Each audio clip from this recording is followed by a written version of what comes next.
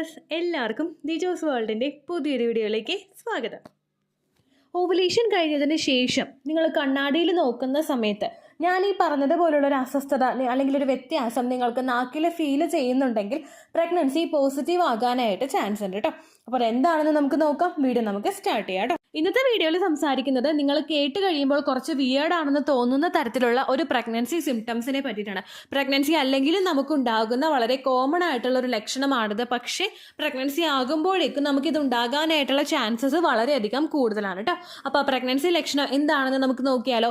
ഇതുപോലെ ഒരുപാട് പ്രഗ്നൻസി ലക്ഷണത്തിനെ പറ്റിയിട്ട് വീഡിയോ നമ്മുടെ ചാനലിലുണ്ട്. കാണാൻ വേണ്ടിയിട്ട് ഏർലി പ്രഗ്നൻസി സിംറ്റംസ് എന്ന് പറഞ്ഞൊരു പ്ലേലിസ്റ്റ് നിങ്ങൾ നോക്കിയാൽ മതി കേട്ടോ.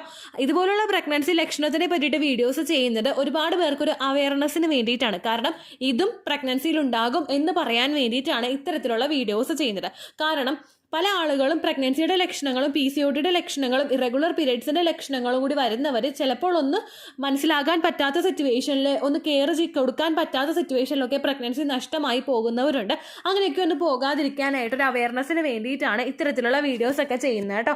ഇതുപോലുള്ള ഒരു പ്രഗ്നൻസി ലക്ഷണവും നിങ്ങൾക്കില്ലെങ്കിലും ബോഡി നന്നായിട്ട് കെയർ ചെയ്യുക. എക്സ്പെക്റ്റഡ് ഡേറ്റ് കഴിഞ്ഞിട്ട് 5 ദിവസമെങ്കിലും കഴിഞ്ഞ് രാവിലെ ആദ്യത്തെ യൂറിൻ എടുത്തിട്ട് ടെസ്റ്റ് ചെയ്ത് നോക്കുക. ഇവിടെ സംസാരിക്കുന്നത് നമ്മുടെ നാവിലുണ്ടാകുന്ന വ്രണത്തിനെ പറ്റിയിട്ടാണ്.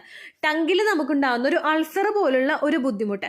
അത് ചില ആളുകൾക്ക് അൾസർ പോലെ ഉണ്ടാകും, ചില ആളുകൾക്ക് ആ ഒരു നാക്കിൻ്റെ ഒരു സൈഡിലോ അല്ലെങ്കിൽ നാവിൻ്റെ ഉള്ളിലോ ആയിട്ട് റെഡ് കളറിലായിരിക്കും കാണപ്പെടുന്നത്. ചിലർക്ക് പെയിൻ ഉണ്ടാകും, ചിലർക്ക് ലംബ് പോലെ, അതായത് കുഞ്ഞൊരു മുഴ പോലെയൊക്കെ ആയിരിക്കും ഫീൽ ചെയ്യുന്നത് കേട്ടോ. പലർക്കും പ്രഗ്നൻസി പോസിറ്റീവ് ആകുന്ന സമയത്ത് ഉണ്ടാകുന്ന ഒരു ബുദ്ധിമുട്ടാണത്.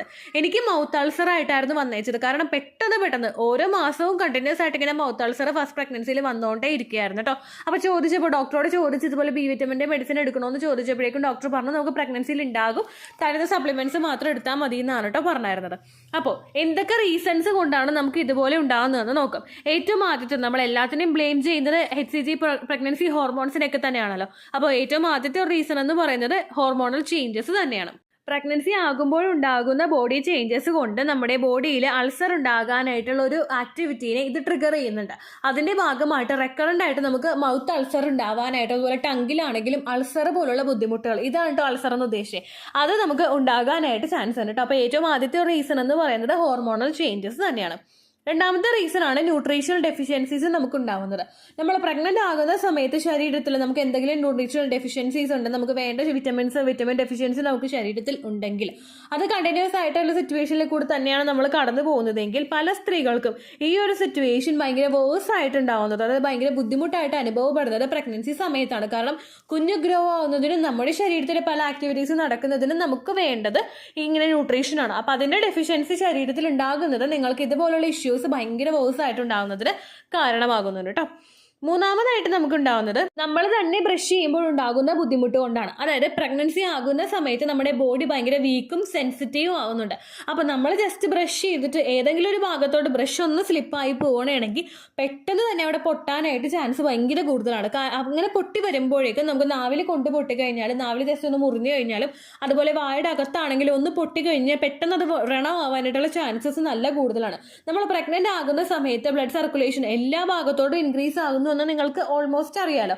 അത് നമ്മുടെ വായുടെ ഭാഗത്തോട്ട് ബ്ലഡ് സർക്കുലേഷൻ കൂടുന്നതിന്റെ ഭാഗമായിട്ട് ആ ഭാഗമൊക്കെ കുറച്ചും കൂടി സെൻസിറ്റീവ് ആവും, അല്ലെങ്കിൽ വീക്കം, അങ്ങനെയുള്ള പല ബുദ്ധിമുട്ടുകളൊക്കെ ആ ഒരു ഭാഗത്ത് ഉണ്ടാവാനായിട്ട് ചാൻസ് നല്ല കൂടുതലാണ്. അപ്പോൾ ജസ്റ്റ് ഒന്ന് ബ്രഷ് ചെയ്തിട്ടൊന്ന് സ്ലിപ്പായി പോകുന്ന സമയത്ത് നമുക്ക് ഇതുപോലുള്ള ഇഷ്യൂസ് കണ്ടിന്യൂസ് ആയിട്ട് ഉണ്ടാകാനായിട്ട് ചാൻസ് ഉണ്ട് കേട്ടോ.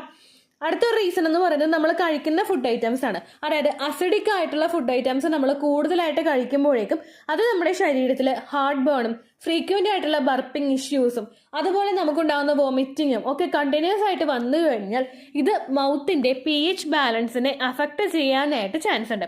ഇങ്ങനെയുള്ള ഇഷ്യൂസ് ഉണ്ടാകുമ്പോഴേക്കും ഈ pH ബാലൻസിൽ വ്യത്യാസം വരുന്നത് ഡയറക്റ്റ് ആയിട്ട് മൗത്ത് അൾസറും അതുപോലെ ടങ്കിൽ അൾസറും ഉണ്ടാകാനായിട്ടുള്ളൊരു സിറ്റുവേഷൻ നമുക്ക് ഉണ്ടാക്കുന്നുണ്ട് കേട്ടോ. പലർക്കും നിങ്ങൾക്കിപ്പോൾ അറിയാം, ഹാർട്ട് ബേൺ ഉണ്ടാകുന്ന സമയത്ത് വായിലൊക്കെ ഒരുമാതിരി ടേസ്റ്റ് വ്യത്യാസമായിരിക്കും. അതുപോലെ ഫ്രീക്വൻ്റ് ആയിട്ട് ബർപ്പിംഗ് ഉണ്ടാകുന്ന സമയത്ത് നമുക്ക് വായിൽ ടേസ്റ്റ് വ്യത്യാസം ഉണ്ടാകും. അതൊന്നും ഇഷ്യൂ ഒന്ന് ഓവർകം ചെയ്യാൻ വേണ്ടിയിട്ട് നമ്മൾ ഭക്ഷണം കഴിക്കുന്ന സമയത്തൊക്കെ നന്നായിട്ട് ശ്രദ്ധിക്കുക.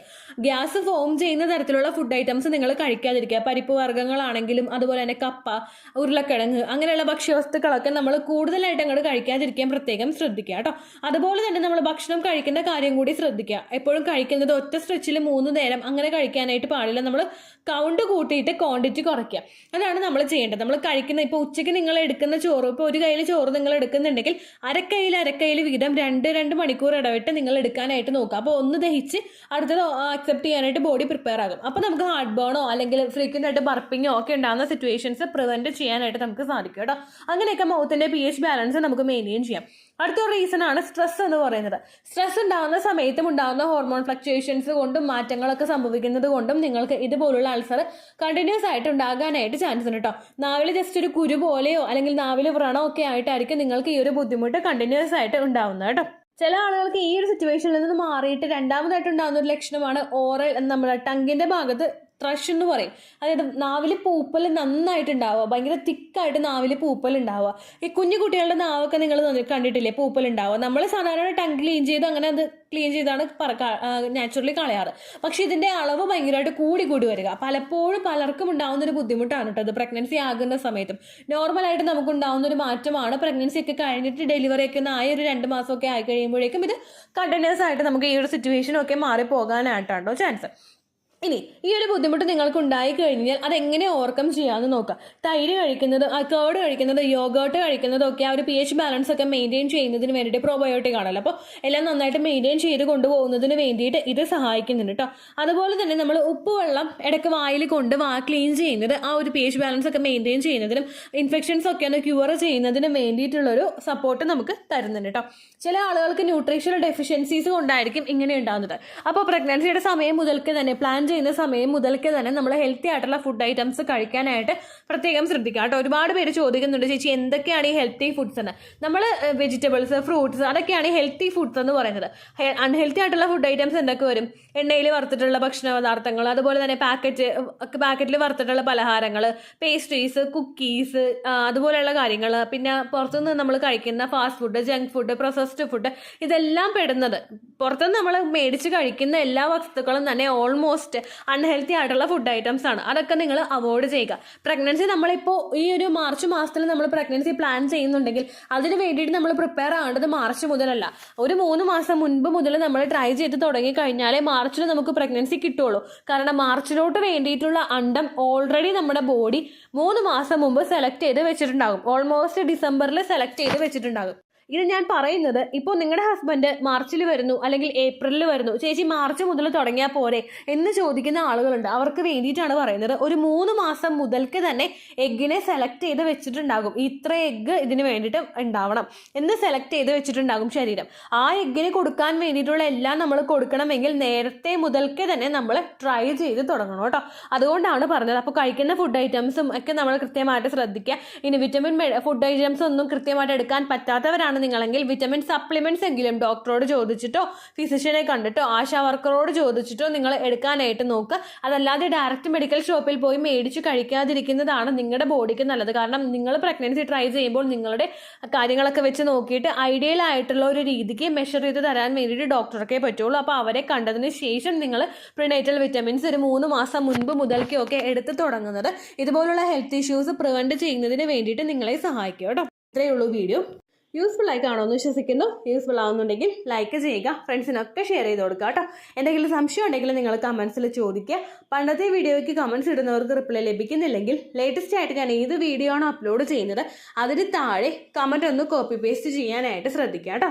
അതുപോലെ ഓവുലേഷൻ ഡേറ്റ് കാൽക്കുലേറ്റ് ചെയ്ത് തരാനായിട്ട് റിക്വസ്റ്റ് ചെയ്യുന്ന ആളുകൾ എത്രയാണോ സൈക്കിൾ ലെങ്ത് അത് മെൻഷൻ ചെയ്യാനായിട്ട് ശ്രദ്ധിക്കുക.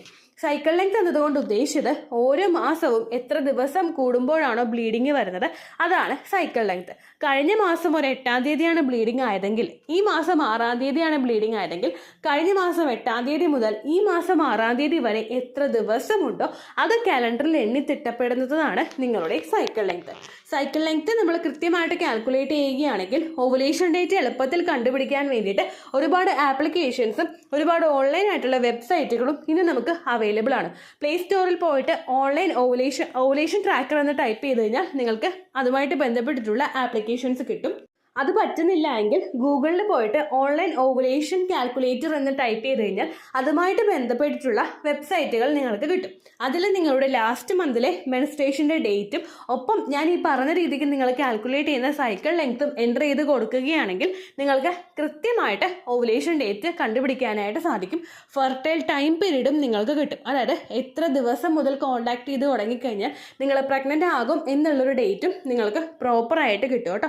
ഇത് കാൽക്കുലേറ്റ് ചെയ്യുന്ന സമയത്ത്, സൈക്കിൾ ലെങ്ത് കാൽക്കുലേറ്റ് ചെയ്യുന്ന സമയത്ത് നിങ്ങളുടെ ആ ഒരു കലണ്ടറിൽ നോക്കി തന്നെ നിങ്ങൾ കാൽക്കുലേറ്റ് ചെയ്യുക. പല മാസങ്ങളിലും 30-31 ദിവസമുണ്ട്, അതുകൊണ്ടാണ് അങ്ങനെ പറഞ്ഞത്. ഒപ്പം നിങ്ങൾക്ക് ബ്ലീഡിങ് തുടങ്ങിയ ദിവസത്തിന് വേണം നിങ്ങൾ ഡേ 1 ആയിട്ട് എടുക്കാൻ വേണ്ടിയിട്ട്. സ്പോട്ടിങ് തുടങ്ങിയ ദിവസത്തിനെ, അതായത് ചെറുതായിട്ട് ഡിസ്ചാർജ് പോയി തുടങ്ങിയ ദിവസത്തിനെ നിങ്ങൾ കൺസിഡർ ചെയ്യേണ്ട ആവശ്യം ഇല്ല കേട്ടോ. അപ്പോൾ ഇത്രയേ ഉള്ളൂ വീഡിയോ. അടുത്തൊരു വീഡിയോ ആയിട്ട് നമുക്ക് വീണ്ടും കാണാം. ബൈ.